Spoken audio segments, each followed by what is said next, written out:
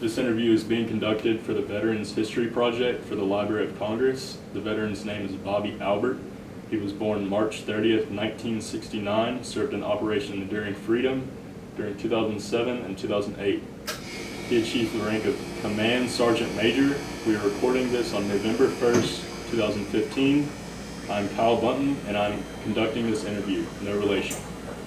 So Bobby, can you tell me about your early life, where you went to school, what you do, stuff like that?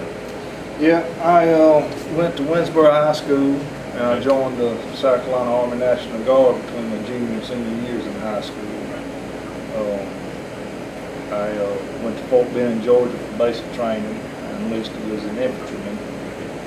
And after I completed basic training, I came back and finished up my senior year of high school, and that's when it went from Winsboro High to Fairfield Central High School. They let you go in the middle of after your junior year? Yeah. Yeah. There was at the time it was called a split option training program, and you had to have your parents' permission to enlist at that age. So my parents, they signed the release form for me to join at age 17, and I joined, like I said, finished basic training, and then came back and finished my senior year of high school, and then after I graduated, I went and finished my advanced training, and that was at Fort Benning, Georgia as well. So after I graduated from AIT as an infantryman, I was a member of the 218th Brigade Headquarters in Newberry, South Carolina. That was my unit. And that's where I did my weekend drills. We drilled normally in the National Guard, you drill 1 weekend a month, and then you have annual training 2 weeks a year. And normally our 2-week training would be at Fort Stewart, Georgia. So I stayed in the National Guard about 3 years, and I really wanted to do more. I liked being a drill. I wanted to be a drill sergeant. The drill sergeants that I had in basic training in AIT really impressed me. And the National Guard, they don't have any kind of drill sergeant program, so I had to transfer to the Army Reserve.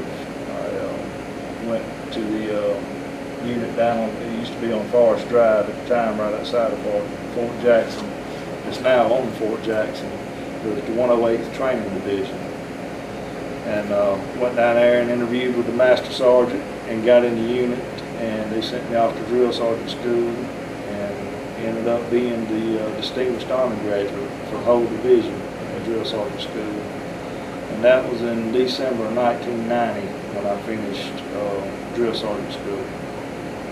And shortly after I finished Drill Sergeant School, because I was the Distinguished Honor Graduate, I got a promotion to E6.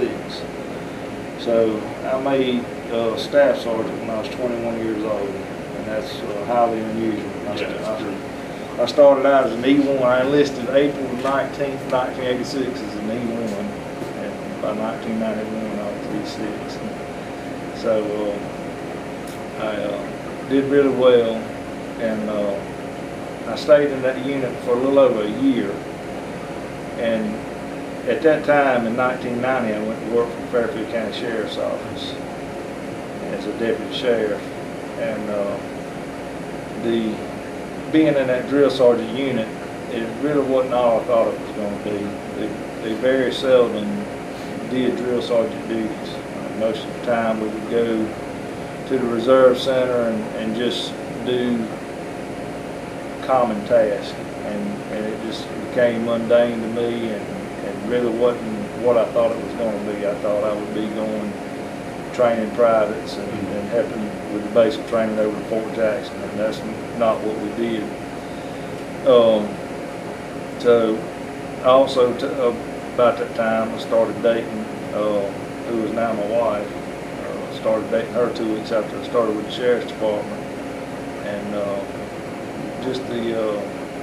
I stayed in that unit for, like I say, a little over, after I finished Drill Sergeant School, I stayed in it for a little over a year, and I was about to get married, so I got out of that unit.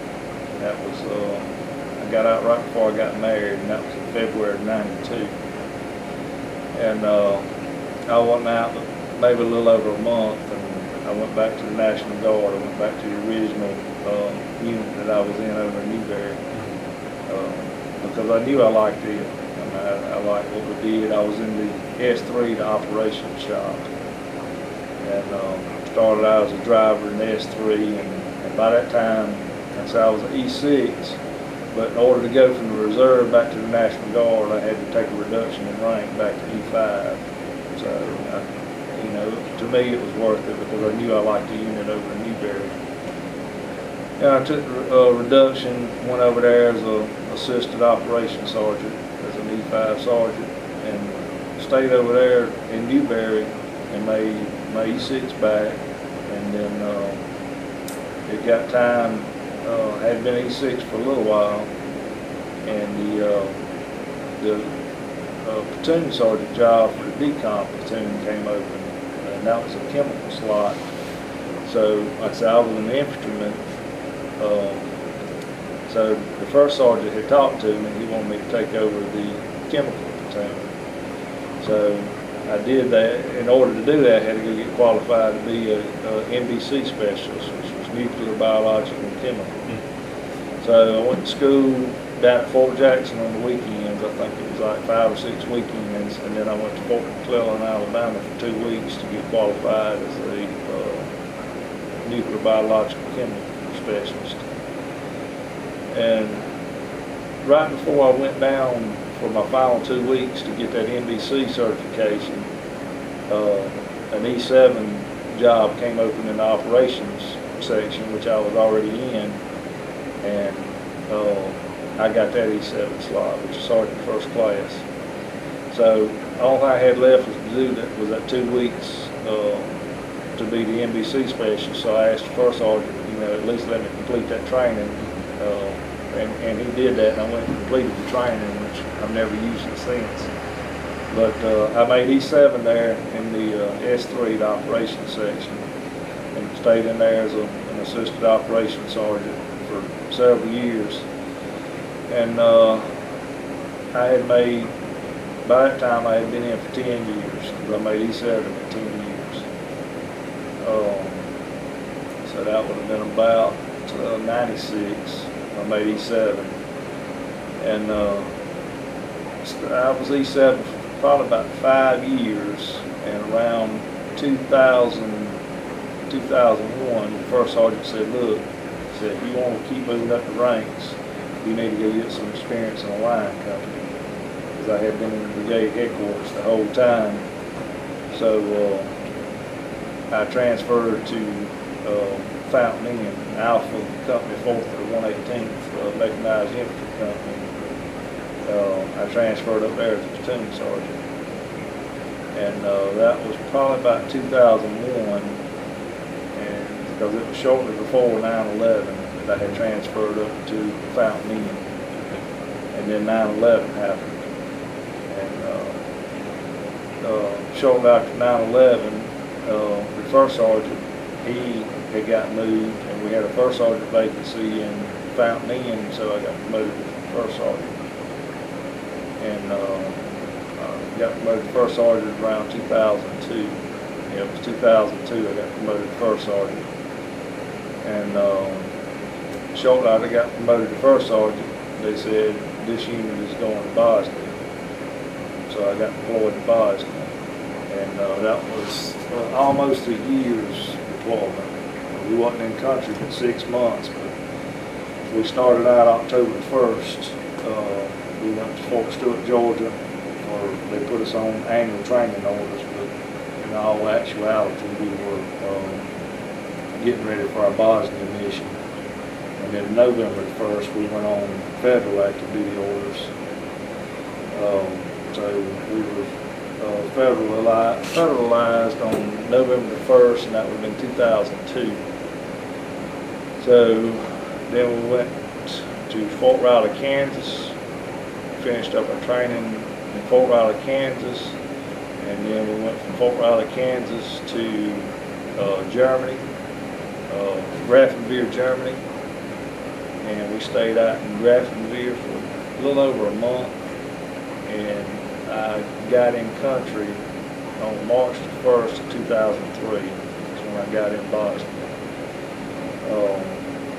I was stationed at Tuzla Air Force Base. It was, I forget what it's called now, but anyway, we were the multi-region north, I think it was, or central.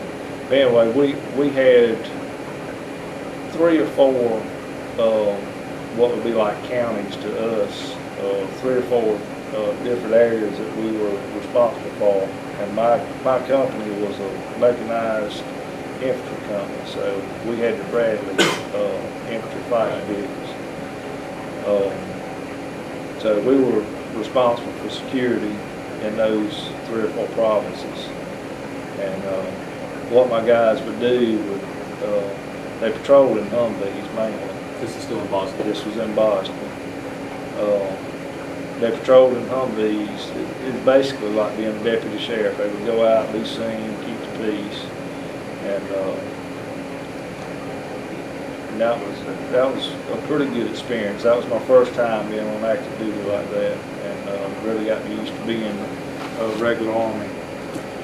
And so we came back at the end of September 2003. We redeployed, and I stayed first sergeant in Fountain Inn for probably a little more than a year after we got back, and then I got promoted to command sergeant major over the Armor Battalion in Mullins. That was 1st 263rd Army Battalion. So that would have been in 2005 when I made command sergeant major. March 2005 I got promoted. And Mullins, as command sergeant major, I was the senior enlisted guy for the whole battalion, which was Mullins was the headquarters, Marion, Conway, and Dillon were the line companies. And so I stayed command sergeant major down there up until we got mobilized for Operation Enduring Freedom, which was Afghanistan. And they kind of, the whole 218th Infantry Brigade, the brigade I served under the whole time in the South Carolina Army National Guard, the 218th got, basically the whole brigade got deployed for Afghanistan, but they broke the units up in different ways. And the way they broke my armor battalion up is we didn't go as a whole battalion. They kind of piecemealed them to be secured in different places. So what the 218th did was took a lot of us senior leaders and put us on embedded training teams. So actually I got deployed to be an embedded tactical trainer. And we fielded 2 teams from South Carolina. My team was supposed to be a regional command assistance group to start out with. It was supposed to be an RCAG, and we didn't know which area we were going to, but we got deployed to Fort Riley, Kansas for our training. So we went to Fort Riley, Kansas, and that's where they did the training for all the guys that were going to be embedded trainers. And what our initial job was going to be was we were going to be trainers for the Afghan Army. And you go, and the guys that ended up doing it, they go and they stay on the base with the Afghan Army, and they go out on missions with them and basically train them how to be soldiers.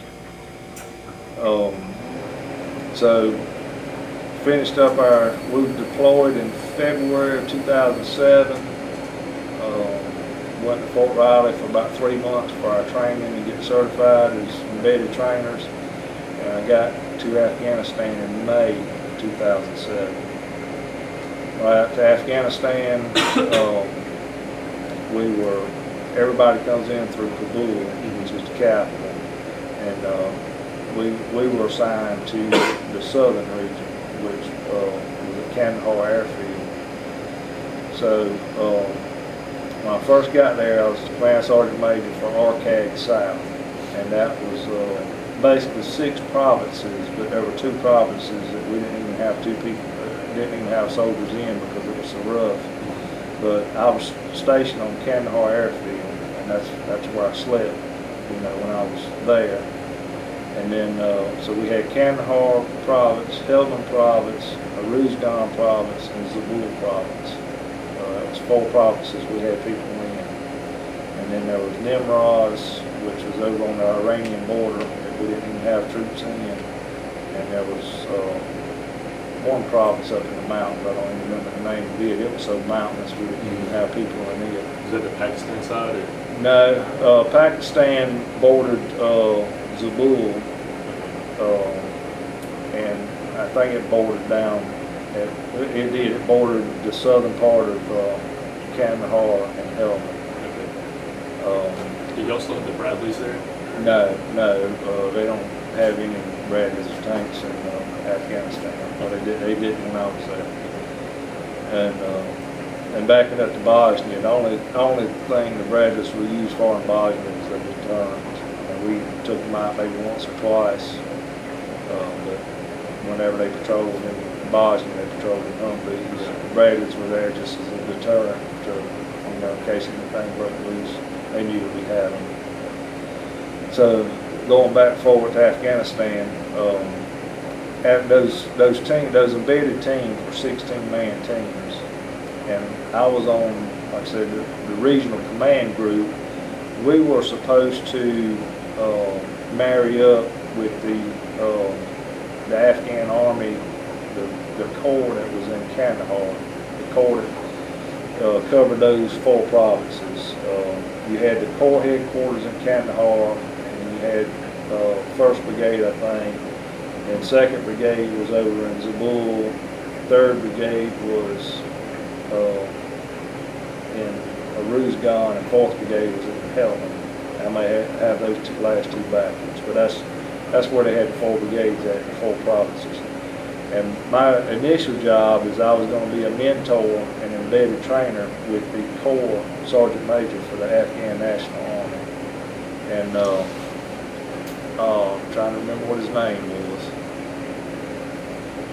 But anyway, I can't remember what his name, I can picture it, I can't remember his name. But the first month I was over there, I was going to be his mentor and teach him how to be a Sergeant Major. And the Afghans, it's real rudimentary over there. I mean, it's really like teaching a child in some instances. I mean, they are good fighters for as far as physically being able to go up and down the mountains and that kind of stuff. But mentally and as far as marksmanship and that kind of stuff, it's night and day between the U.S. Army and the Afghan Army. So basically, we would try to teach them, you know, troop leading procedures, how to take care of the troops, how to hold the troops accountable, and you know, how to be a responsible army. After I was over there for about a month, the mission changed. They changed my group. It was called RCAG, but then changed the name of it to RC, which stood for Afghan Regional Security Integration Command. And it was South, R6 South. And in addition to training the Afghan Army, they wanted us to take on the mission of training the Afghan police as well. So my job changed, whereas when I first went over there, I was Command Sergeant Major for Colonel Corey Cannon, who was a South Carolina Army National Guard full bird colonel, and we were just doing the Army. After we picked up the police, they brought in an active duty full bird colonel, Colonel Tom McGrath, and I was his Command Sergeant Major. So what we did, we had to assign teams. Not only did we have the Army trainers that I initially went over with, they made these new PMT, police mentoring teams. And I was senior enlisted guy for all those guys. Normally we had 600 plus personnel, normally like 640 something personnel, that just Americans that we were responsible for. Now we also teamed up. In the South was unique because in the South it was a coalition. We also worked with the British, the Australians, the French, and Canadians. There were a lot of those over in Kandahar province. It was Canadians did a lot of the training, and in Helmand province, the British did a lot of training.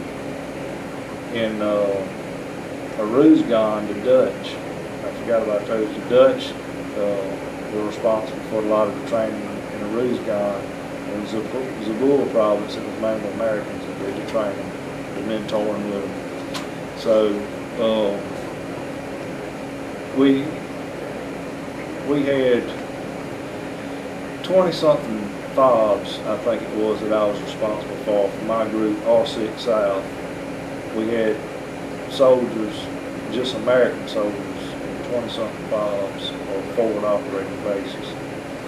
And after I took on that new role, serving as Colonel McGrath's Command Sergeant Major, I would go around to the different FOBs, taking care of the soldiers, see what I could do for the soldiers as far as support, quality of life, what our American soldiers need. And then I also would work with the coalition partners too, but they had their own supply chain command, that kind of stuff. It was more a partnership with them, but I was directly responsible for the Americans. And out of all those 20-something FOBs, there was only 3 or 4 I think I didn't make it to. Some of those FOBs were so remote, if you got in, you might not get back out for weeks at a time, and I really couldn't afford to be gone from Kandahar for that long. But I traveled all over southern Afghanistan.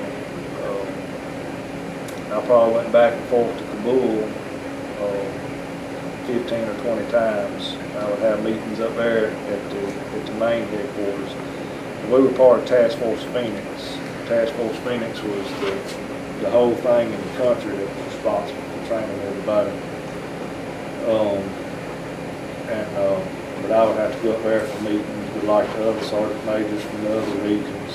We would have to meet up with the Task Force Phoenix sergeant major and commanders, just to make sure that we were all unified in what we were doing. Did you travel through helicopter? I traveled helicopters, airplane, Humvees.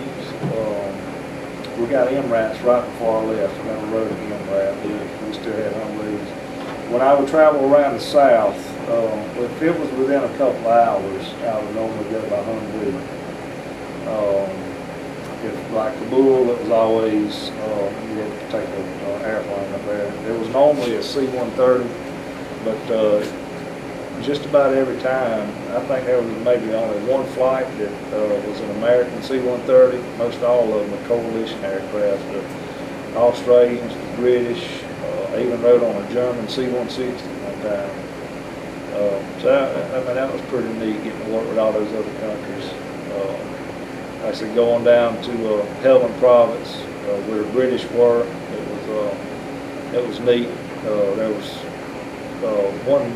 the British sergeant majors are actually warrant officers, and the sergeant major down there, the first one that was down there, I think he was from Wales, and he had one heck of an accent. As country as I am, he had that much of a British accent, and it was.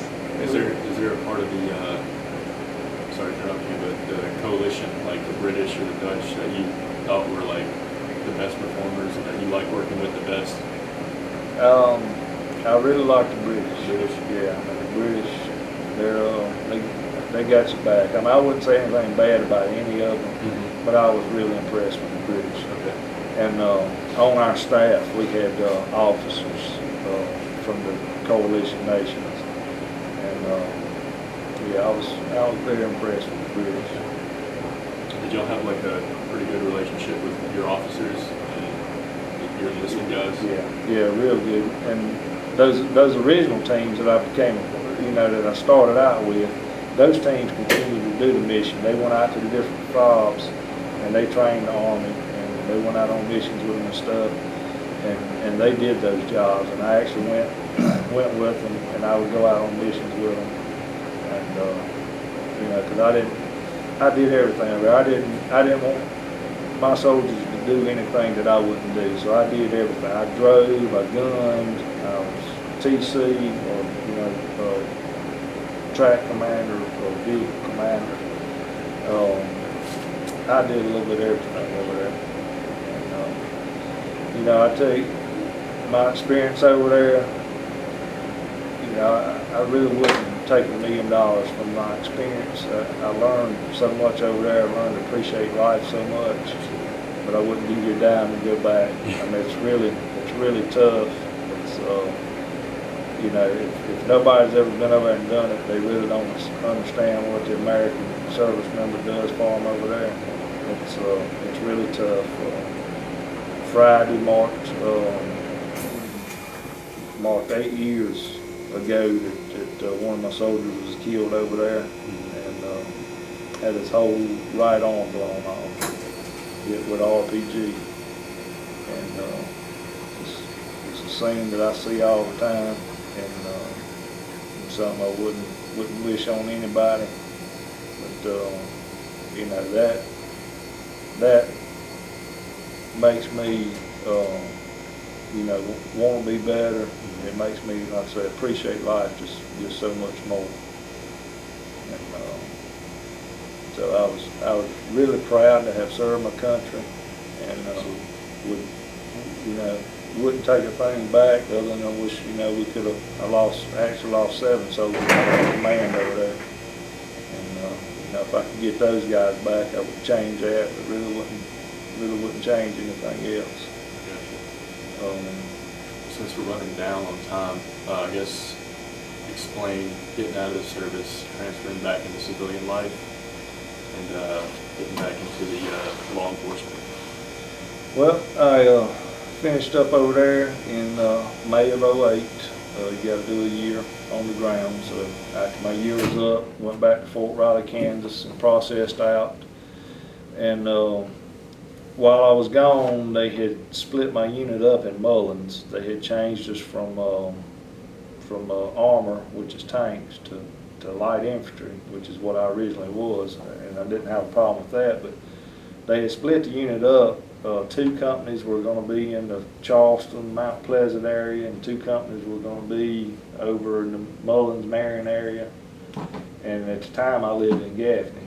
So for me to continue to be sergeant major for that unit, I mean, that would put me making a triangle across the whole state to try to see all my units, you know, on drill weekends and that kind of stuff. So I found out that was going to happen while I was over there, and I already had over 22 years. I had 3 years as a command sergeant major. I had already been to the Sergeant Major's Academy, and had my 2-year obligation after that out of the way. And while I was over there, you know, that was my 2nd deployment. When I was deployed to Bosnia, I missed out on the opportunity for promotion on the highway patrol. I was a corporal on the highway patrol when a sergeant job came open, and because I was deployed at the time, I wasn't able to put in for it. And another guy got the promotion. And so while I loved being a soldier, being a state trooper has always been my first love, and that's, you know, always what put the groceries on my family's table. I mean, that's what I've done for a full-time living. So while I was over there, I decided that I was going to retire and devote my time and energy and effort to the highway patrol, and because I was, you know, getting, you know, toward the latter stages of my career on the highway patrol, where I could retire in several years at the time when I came back. And so when I came back, I made 1 drill and turned my stuff in with the guard and retired. I retired at the end of August of '08. And you know, at times I've missed it, but no doubt in my mind I made the right decision. Since I retired from the National Guard, I've been promoted 4 times on the highway patrol. So I think it worked out pretty good. Absolutely. That sounds like it worked out pretty good. Jay, what's the time? I think that's it. 29, yeah. 29? I think that's good. That's perfect. Is there anything else you want to talk about? I got, if you need a couple more seconds, I got 2 boys in the military. I think enough. Really? I got think enough in the military. Got son in the Air Force and son in the Army. They're all chose the military, huh? Yeah. Something else. Well, I appreciate you coming.